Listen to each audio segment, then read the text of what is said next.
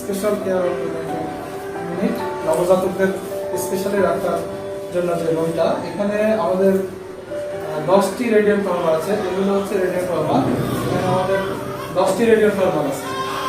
এই রুমে 6টি এবং পাশের রুমে 4টি, মোট 10টি রেডিয়েন্ট নরমাল আছে। এই কট আছে কটি আমাদের 18টা স্টিলের কট আছে। এখানে 16টা আছে আর উপরে 2টা আছে। যদি কোনো রুগী কেবিনে রাখা সেক্ষেত্রে আমরা ওই কটে রাখি। এছাড়াও আমাদের আছে ফটোথেরাপি আছে। এই রুমে আসে ফটোথেরাপি।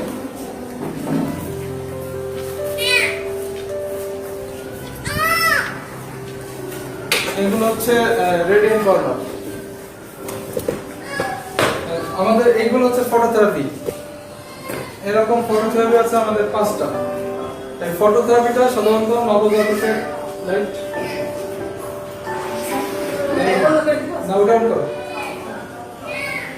ফটোথেরাপি হচ্ছে নবজাতকের যদি জন্ডিস হয়, এই জন্ডিসের চিকিৎসা হচ্ছে ফটোথেরাপি।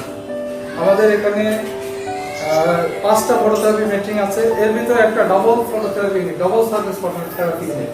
এই যে এটা হচ্ছে আমাদের ডবল সার্ভিস ফটোথেরাপি ইউনিট। নবজাতকের জন্ডিসের মাত্রা, এই যে একটা বাচ্চার ফটোথেরাপি, জন্ডিসের জন্য ফটোথেরাপি চলছে।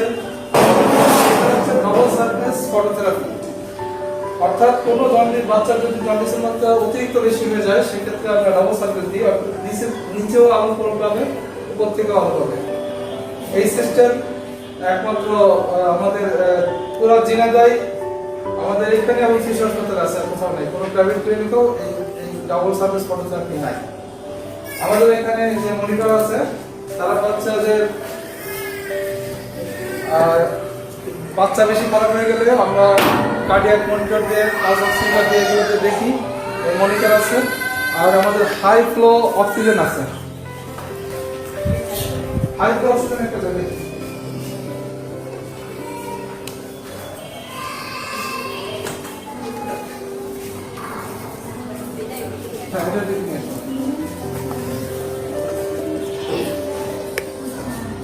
এটা হচ্ছে হাই ফ্লো অক্সিজেন। কিন্তু এটার একটা বড় সমস্যা হচ্ছে কন্টিনিউয়াস মনিটরিং এর জন্য লোকবল দরকার, প্লাস নেজাল টোন যেটা, এটা মানে ওয়ান টাইম